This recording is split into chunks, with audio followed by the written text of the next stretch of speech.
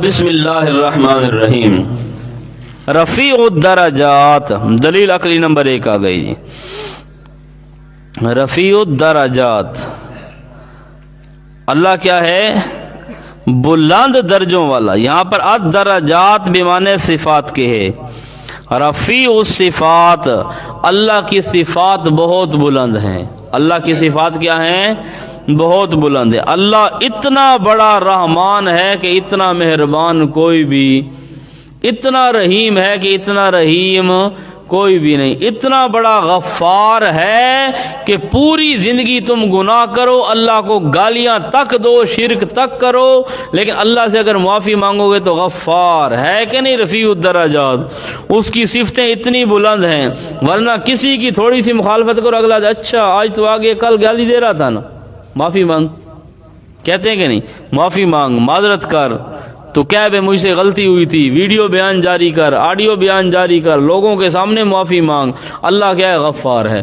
رزاق، رفیع الدرجات، اللہ کیسا رزق دینے والا کہ جو مشرک ہیں اللہ کو گالیاں دینے والے، اللہ رب العزت کی ذات و صفات میں شریک کرنے والے، ان کو بھی اللہ رزق دیتا ہے کہ نہیں؟ جنگل کے خنزیروں کو بھی اللہ روزی دیتا ہے کہ نہیں؟ جنگل کے کتوں کو بھی روزی دیتا ہے کہ نہیں؟ ہر چرند کو، ہر پرند کو، نافرمان کو بھی دیتا ہے، فرما بردار کو بھی دیتا ہے۔ یہ ہے رفیع الدرجات، رفیع الصفات۔ پہلی چیز یہ ہے کہ یہ حکم نامہ اس اللہ کی جانب سے ہے، تمہاری عقل بھی مانتی ہے کہ اس جیسی صفتیں کسی کی نہیں۔ ذو العرش، عرش والا، اللہ کیا ہے؟ بلند صفات والا اور عرش والا۔ ہاں جی، یلقی الروح، اس کے 6 اجزاء ہوں گے۔ پہلا جز، دلیل عقلی نمبر 1، رفیع الدرجات، بلند صفات والا،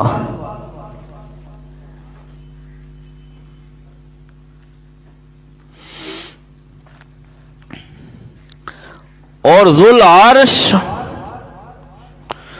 عرش والا، یعنی تخت کا مالک وہی ہے۔ ذو العرش، تخت کا مالک بھی وہ یہ کہتے ہیں نا، کرسی، بھئی فلاں وزیر اعظم کرسی پر بیٹھ گیا، فلاں کرسی سے اتر گیا، تو حقیقت میں کرسی تھوڑی ہوتی ہے کہ کرسی پر بیٹھتے ہیں، سمجھ آئی کہ نہیں؟ یہ مطلب کنایا ہوتا ہے کس چیز سے؟ بادشاہت سے۔ ذو العرش، اللہ عرش والا، یعنی کرسی کا مالک وہی ہے، عرش کا مالک وہی ہے۔ یلقی الروح من امرہ، وہ ڈالتا ہے الروح، روح کو، روح سے مراد ہے وحی، روح سے مراد کیا ہے؟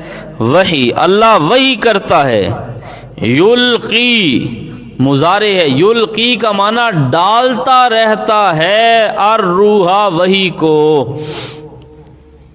یلقی الروح ڈالتا رہتا ہے، من آدم الی محمد، آدم سے امام الانبیاء تک، آدم سے امام الانبیاء تک۔ یلقی الروح، اللہ وحی کرتا رہتا ہے، من امری ہی، اپنے حکم سے، کوئی زبردستی نہیں وحی لے سکتا۔ من امری ہی اعلی من یشاء، اپنے امر سے، اپنے حکم سے جس کو چاہے۔ مرزا قادیانی کہتا ہے کہ نبوت جو ہے وہ کسبی چیز ہے۔ کسبی کا معنی یہ ہے کہ کوئی آدمی اگر محنت کرے، زیادہ نیکیاں کرے، اللہ اس کو نبی بنا دیتا ہے۔ حالانکہ مسئلہ کیا ہے؟ من امرہ اعلی من یشاء، اللہ جس کو چاہتا ہے نبی بناتا ہے۔ نبوت وہبی چیز ہے۔ نبوت کیا ہے؟ وہبی، ہیبہ سے ہے۔ اللہ جسے چاہتے ہیں نبی بنا دیتے ہیں۔ کوئی محنت مزدوری سے نبی، اگر نیکیاں کرنے سے کوئی نبی بنتا تو حضرت صدیق اکبر نبی بن جاتے، ان کی نیکیاں تھوڑی تھی، کہتے میں نے نیکیاں کی میں نبی بن گیا۔ حضرت عمر نے نیکیاں کی کہ نہیں کی؟ وہ تو نبی نہیں بنے۔ حضرت عثمان نے نیکیاں کی، وہ نبی نہیں بنے۔ حضرت علی المرتضیٰ نے نیکیاں کی، وہ نبی نہیں بنے۔ باقی صحابہ 1.25 لاکھ کے قریب، وہ تو نبی نہیں بنے، کیا ان کی نیکیاں تھوڑی تھی؟ اور پھر امام اعظم ابو حنیفہ، ان کی نیکیاں نہیں تھی، وہ نبی نہیں بنے۔ کہتے میں نے نیکیاں کی اس لیے اللہ نے مجھے نبی بنا دیا۔ سارے تیری نیکیاں ہاں نہیں وکھریاں کوئی، ہاں میں نے نیکیاں کی، اللہ نے کیا مجھے نبی بنا دیا۔ اور نیکیوں سے اگر کوئی نبی بنتا تو مرزا قادیانی کا نمبر آنا ہی نہیں تھا۔ اگر نیکیاں کرنے سے کوئی بنتا نا، پھر مرزا قادیانی کا نمبر نہیں آنا تھا۔ وہ میں مثال سناتا رہتا ہوں نا، کسی نے کہا ایک تھا بالکل چرسی بھنگی، فضول کے. اس نے کہا ابا یہ جو وزیر اعظم ہے یہ مر گیا تو پھر وزیر اعظم کون بنے گا؟ اس کا دل یہ تھا کہ شاید میرا بھی کبھی نمبر آ جائے. ایک خیال ہوتا ہے نا بندے کا. ہاں جس طرح ایک رکشے کے پیچھے لکھا ہوا تو میں وڈی تھی کہ بس بن سا, رکشے کے پیچھے لکھا تھا وڈی تھی کہ بس بن سا, اپنا ایک خیال ہوتا ہے. تو اس نے کہا بھی کون بنے گا؟ اس نے کہا یہ نواز شریف مر گیا تو اس کا بھائی شہباز شریف بنے گا. اس نے کہا اگر یہ مر گیا تو پھر وزیر اعظم کون بنے گا؟ اس نے کہا یہ مر گیا تو اس کا بیٹا حمزہ شہباز بنے گا. اس نے کہا وہ بھی مر گیا. اس نے کہا بی بی مریم بنے گی. اس نے کہا وہ بھی مر گیا. اس نے کہا اس کا بیٹا جنید مرے گا. اس نے کہا اچھا وہ بھی مر گیا پھر وزیر اعظم کون بنے گا؟ اس طرح وہ چلتا رہا. باپ جواب دیتا رہا. جب باپ تھک گئے اس نے کہا پترا سارے ہی مر گئے نا, تے بے ایمان نو کیا وزیر اعظم نہیں بناونا. تو ہم کہتے ہیں اگر سارا نبی بننا بھی ہوتا تو مرزا قادیانی بے ایمان کو نبی. ہاں ایک لائٹ اگر خراب ہو تو موٹر وے پر گاڑی حکومت پاکستان نہیں چلنے دیتی, 5000 کا چلان کرتی ہے, اور اس نے ایک لائٹ کے ساتھ نبوت کا ٹرک چلایا ہوا ہے. ہمیں اللہ کا نبی شکل تو دیکھ اپنی, بالکل بھینگا منحوس آدمی. مرزا کا جو شکل ہے نا اگر آپ دیکھ لیں, جنہوں نے دیکھی ہے جو کتابوں میں لکھی ہے ان کی اپنی کتابوں میں, مرزا کی اگر آدمی شکل کا پورا نقشہ بیان کرے تو 2 دن آپ کو روٹی اچھی نہیں لگے گی. 2 دن تو نہیں لگے گی, تیسرے دن شاید تھوڑی سی کھا لو. ایسا منحوس قسم کا آدمی تھا, اور تھا مالی خولیا کا مریض تھا, بالکل پاگل, بالکل پاگل تھا. یہ والا بٹن یہاں سے اس طرح بٹن بند کرتا تھا, یعنی سوراخ اوپر والا بٹن نیچے والا. جیب میں اس نے رکھے ہوئے تھے پتھر, ایک جیب میں گڑ رکھتا تھا اور ایک کے اندر کیا ہے پتھر رکھتا تھا. اور کبھی کبھی کہتے ہیں ہمارے حضرت صاحب اتنے سادہ تھے ماشاءاللہ کیا ہی کہنے, کبھی کبھی وہ گڑ کے ساتھ استنجا فرما لیتے اور استنجے والے پتھر کو چاٹنے لگ جاتے. تو یہ نبی ہے, نبی کی حالت دیکھو, مرزا قادیانی نبی ہے. نبی کی عقل دیکھو ماشاءاللہ, بٹن کہاں سے کہاں پہنچ گئے. شکل ایسی بالکل بھینگا, ایک آنکھ ایسی جیسے انگور کو بندہ مکہ مار کر توڑ دے. ہاں پھٹا ہوا انگور, اس طرح اس کی شکل ان کی اپنی کتابوں میں لکھی, پھٹے ہوئے انگور کی طرح. اور عقل اس کی یہ تھی, اور باقی جو ہے اس کی جو روحانی خزائن ہے وہ مسجد میں سنانے کے قابل نہیں ہے. لائیو بھی ہوتی ہے نا, اس لیے وہ بندہ وہ بعد سفید نہ تلے بہ کے کہہ رہے دھوپ نکلی تو بتن سننے سامنے. ہاں ایسی گندی سیرت ہے مرزا کی. ہم کہتے ہیں تو اس لیے میری جب مرزائی کے ساتھ یہاں بات ہوئی تھی نا, ایک مرزائی ان کا مربی تھا, اس مربی کے ساتھ بات ہوئی, وہ کہتا ہے حیات عیسیٰ. میں نے کہا حیات عیسیٰ کو چھوڑ دے, وہ تو ہمارا اور سم 2 والوں کا مسئلہ ہے. تو یہ بتا کہ اپنے نبی کی سیرت پر گفتگو کرے گا یا میرے نبی کی سیرت پر؟ میں نبی مانتا ہوں محمد رسول اللہ کو, میرے نبی کی سیرت پر گفتگو کر. حسن محمد پر کرنی ہے تب بھی, اخلاق محمد پر کرنی ہے تب بھی, امام الانبیاء کے معجزات پر کرنی ہے, کمالات پر کرنی ہے, جمال پر کرنی ہے. میں نے کہا میرے نبی کی سیرت پر گفتگو کر تو میں حاضر, اگر تیرے نبی کی سیرت پر کرنی ہے تب بھی میں حاضر. سیرت مرزا کہتا ہے نا, مرزا کی سیرت پر گفتگو نہیں کریں گے. میں نے کہا بڑے بھائی مان ہو بھائی, تمہارا جو نبی ہے نبی کی سیرت پر گفتگو تو کرو, کہ آپ بتاؤ کہ ہمارے نبی کی شکل کیسی تھی, بتاؤ نا ماشاءاللہ. میں نے کہا بیان کرو, آپ کے نبی کے اخلاق کیسے تھے, آپ کے نبی کی لونڈیوں کے ساتھ تعلقات کیسے تھے, آپ کا نبی انگریز کا ایجنٹ تھا اور انگریزوں کے ساتھ ان کا صحیح پورا بردار تھا, اور کیا ہے یہ ساری کے سارے. میں نے کہا اس پر کرو گفتگو. اب وہ مرزا قادیانی کی سیرت پر گفتگو نہیں, اس لیے مرزائی جہاں پر بھی ملے ان کو ختم نبوت کو چھوڑ دو, آپ مرزا کی سیرت پر گفتگو کرو. مرزا قادیانی کی سیرت پر, کریکٹر پر, کردار پر گفتگو کرو. اور یہ مر جائیں گے مرزا قادیانی کے کریکٹر پر گفتگو نہیں کر سکتے. تو میں نے کہا مرزا تمہارا کہتا ہے کہ اللہ تعالیٰ نے میرے ساتھ رشتہ رجولیت قائم کیا, رشتہ رجولیت. اور رجولیت آپ کو پتہ ہے. پھر کہتا ہے کہ مرزا کو حیض آیا جو 16 دن سے کم نہ تھا. ہاں عام مسئلہ یہ ہے کہ 3 دن سے لے کر کیا ہے 10 دن تک ہوتی ہے نا مدت اس کی, لیکن اس کے پیریڈ ٹائم ماشاءاللہ 16 دن. 16 دن. اس کے بعد پھر کیا ہے, مرزا کہتا ہے کہ میں حاملہ ہو گیا, اور میرا جو حمل تھا وہ 10 ماہ کے قریب تھا. حالانکہ 10 ماہ جو مان جائی, ہاں 10 ماہ کے قریب تک حمل رہا. پھر کہتے ہیں وضع حمل ہوا, بچہ پیدا ہوا. وہ بچہ کون تھا؟ بچہ میں خود تھا. اب خود ہی زنانی, خود ہی بچہ, یہ کیا عقل مند آدمی کی باتیں ہیں؟ یہ سارا لکھا ہے اس میں روحانی خزانہ. میں نے کہا یہ پڑھو، یہ تمہارے نبی کے کارنامے ہیں. کچھ اور کارنامے بھی تھے وہ آپ کو نہیں سناتا، اس کو میں نے بتائے. اب مرزا بیچارہ پریشان ہو گیا. پھر میں نے کہا چلو خیر حیات عیسیٰ پر بھی تھوڑی گفتگو کرتے ہیں. اس کا فائدہ یہ ہوا کہ الحمدللہ اب وہ بالکل امام مہدی کی طرح پورا غار میں چھپ گیا. اس کے بعد وہ غار سے نہیں نکلا. اب وہ بالکل سمم بکم امیون فہم لا یرجعون ہو گیا. تو اس لیے سیرت مرزا، اس پر آدمی گفتگو کریں ان کے ساتھ کہ مرزا تمہارا تھا کیسا، مرزا کا کریکٹر کیا تھا، کردار کیا تھا، شکل و شبہات کیا تھی. اس چیز پر وہ کبھی بھی نہیں آئیں گے. اور مرزا قادیانی نے 1000 کے قریب مرتبہ اپنی کتاب اسی روحانی خزائن میں خود کے بارے میں لکھا، مرتد، کنجر کی اولاد، گھوں کھانے والا، نجاست کا کیڑا. نبی تو ہوا نا جو اپنے آپ کو کہے میں کیا ہوں، گھوں کھانے والا. نبی کی خوراک بھی تو ہے نا اچھی. ہاں اللہ نے رسولوں کو کیا کہا، یا ایھا الرسل کلوا من الطیبات، اے میرے رسولوں پاکیزہ چیزیں کھایا کرو. ان کا جو رسول ہے وہ کیا ہے، کہتے ہیں میں گھوں کھانے والا.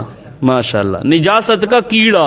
اے مرزا قادیانی آئے گا انشاءاللہ مسئلہ ختم نبوت پر تفصیلاً ہم پڑھیں گے. تو اس لیے نبوت کیا ہے، کسبی نہیں بلکہ وہ بھی چیز ہے. یلقی الروح من امرہ، اللہ ڈالتا ہے روح کو. اب روح کیوں کہا وحی کو؟ اللہ تعالیٰ کہہ دیتے ہیں یلقی الوحی من امرہ، اللہ وحی کو ڈالتا ہے. وحی کو روح اس لیے کہا گیا کہ روح جو ہے یہ سبب ہے زندگی کا. روح کیا ہے، سبب زندگی کا. سبب زندگی روح ہے، اور یہ روح سبب زندگی ہے جسمانی کا. اور جو وحی ہے یہ سبب ہے زندگی روحانی کا.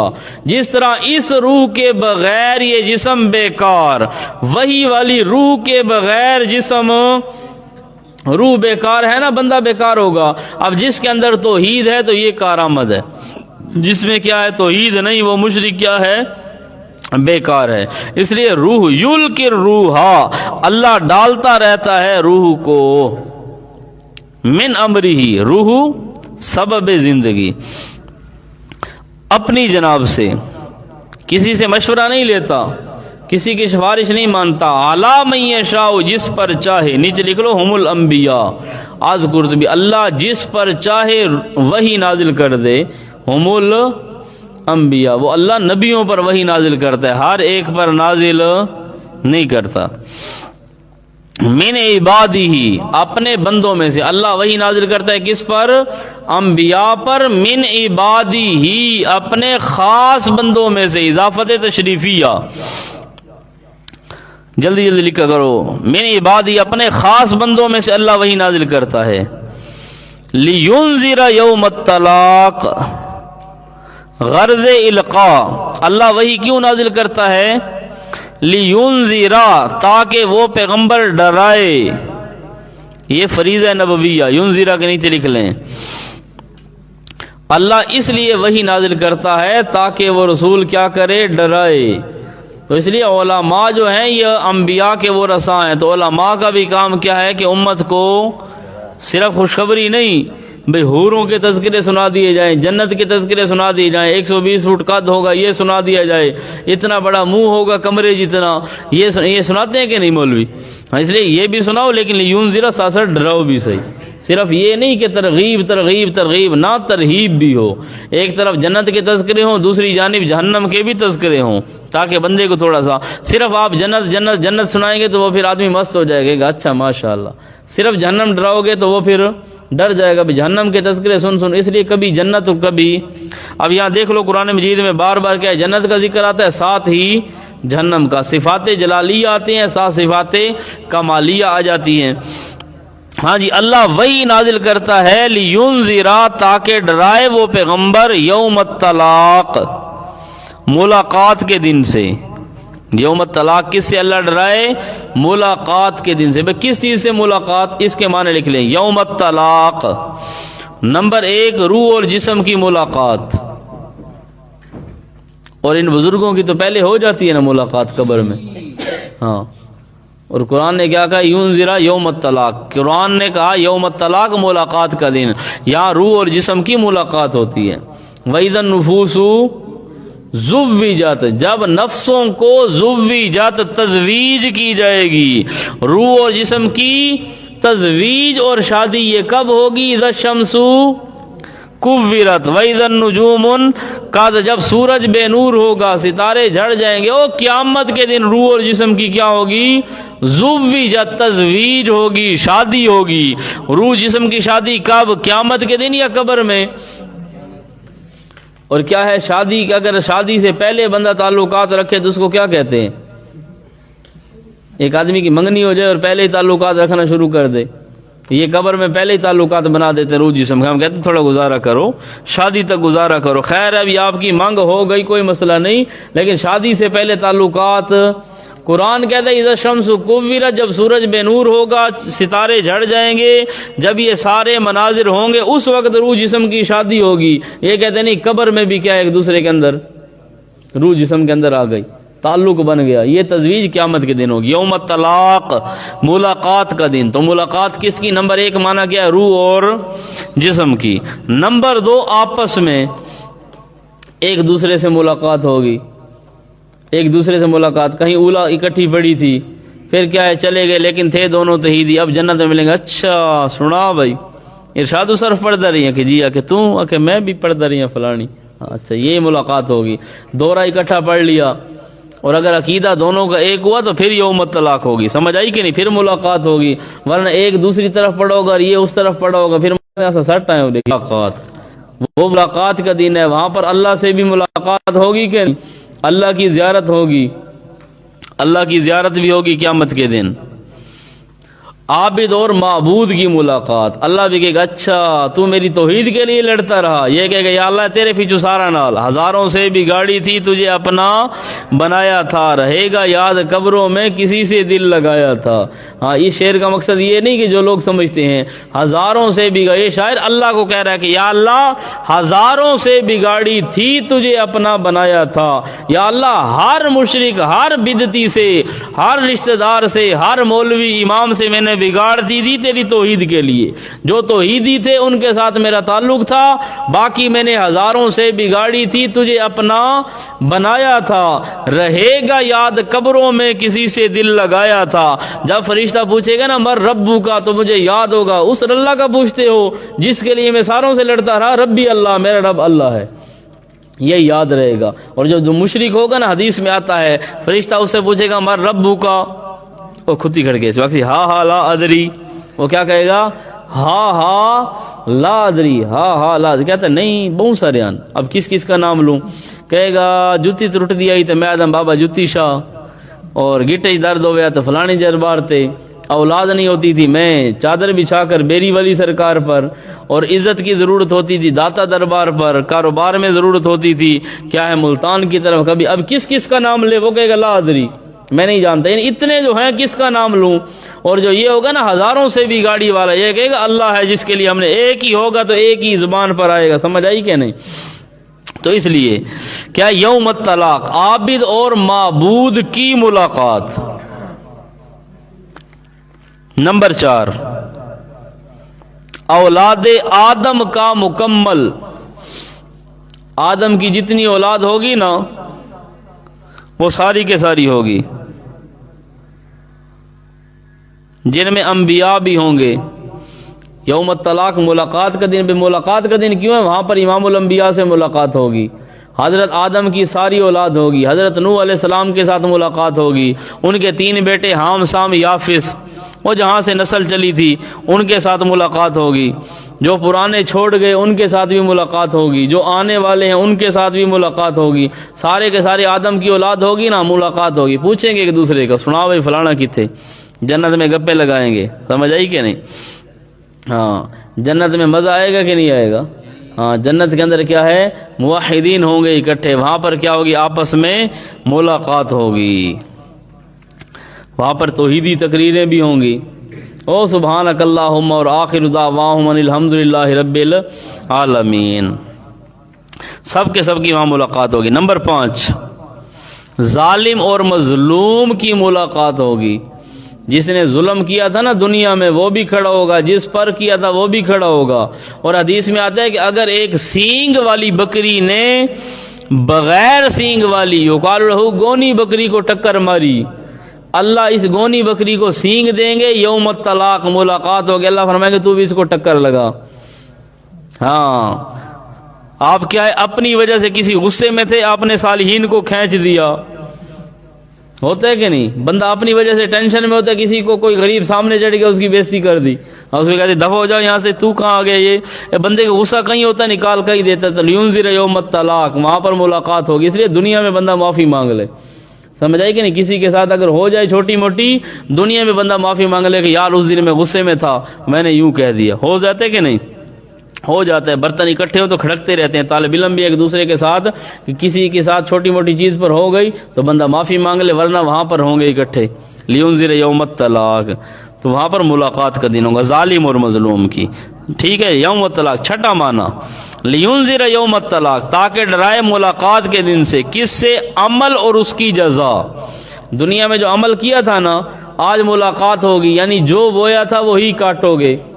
دنیا میں اچھا کیا تھا تو آج اس کا اچھائی میں بدلہ ملے گا، یعنی اس اچھائی کے ساتھ ملاقات ہوگی۔ برائی کی تھی تو اس کا بدلہ برائی میں ملے گا۔ لینذر یوم الطلاق، ایک طلاق کا معنی یہ ہے۔ نمبر 7، ملائکہ سے ملاقات۔ نمبر 7 کیا ہے؟ ملائکہ سے، فرشتوں سے ملاقات۔ بندہ سے حضرت اسرائیل علیہ السلام، اچھا تو آئے؟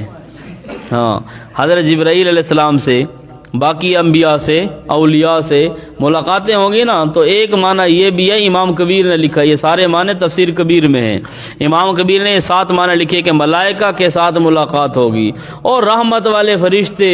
بندہ کہے گا اچھا، وہ کہیں گے یار ہم تمہارے لیے دنیا میں دعائیں کرتے تھے، کرتے ہیں کہ نہیں فرشتے؟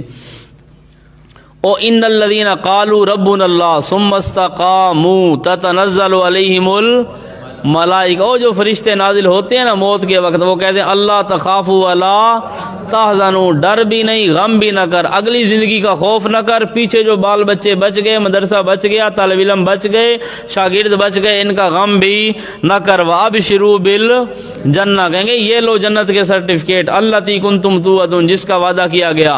آگے وہ فرشتے کیا کہیں گے؟ نحن اولیاؤکم فی الحیات الدنیا وفی الآخرہ، ہم دنیا میں بھی تمہارے دوست تھے، آخرت میں بھی۔ دنیا میں دوست اس طرح ہیں کہ بندے سے گناہ ہو جائے فرشتے استغفار کرتے ہیں۔ مولوی صاحب کو تو خیال بعض اوقات نہیں آتا، یہ تو کہتے چلو جمعے کو معافی مانگوں گا، لیکن وَيَسْتَغْفِرُونَ، اور وہ فرشتے کیا کرتے ہیں؟ استغفار کرتے ہیں کہ نہیں؟ وہ کہیں گے دنیا میں تمہارے دوست تھے، تمہارے لیے ہم دعائیں مانگا کرتے تھے استغفار کی۔ جب تمہاری مشرک سے لڑائی ہوتی تھی، فرشتے کہتے تھے یا اللہ اس موحد کو کیا ہے، تھوڑا زور قوت عطا فرما، یا اللہ اس کو فتح نصیب فرما، یا اللہ مشرک نو اور رگڑے، تھوڑی جی طاقت دے۔ بندے میں طاقت نہیں ہوتی نا، فرشتے دعائیں کرتے ہیں، کہتے ہیں دنیا میں تمہارے دوست تھے، وفی الآخرہ، آج آخرت میں بھی تمہارے دوست ہیں، وہاں تمہارے لیے بشارتیں دیا کرتے تھے، یہاں جنت کی کیا ہے، ٹکٹ لے کر آئے کھڑے۔ تو ان فرشتوں کے ساتھ بھی ملاقات ہوگی کہ نہیں؟ فرشتے کہیں گے ہم آپ کے لیے دعائیں کرتے ہیں، یہ اچھا تو دعائیں کریں نا، او فلاں جگہ ہم پھنسے تھے اور کیا ہے اس طرح مقابلہ ہوا تھا، اچھا تم نے دعا کی تھی وہاں سے ہم تب نکلے تھے۔ یہ دعاؤں کا اثر تو ہوتا ہے نا۔ تو یہ معنی یوم الطلاق، لینذر یوم الطلاق، تاکہ ڈرائے میرا پیغمبر آپ ملاقات کے دن سے۔ یوم ہم بارزون، یہ یوم الطلاق مبدل منہ ہے، اور یوم ہم بارزون یہ ہے بدل، یہ کیا ہے؟ بدل ہے۔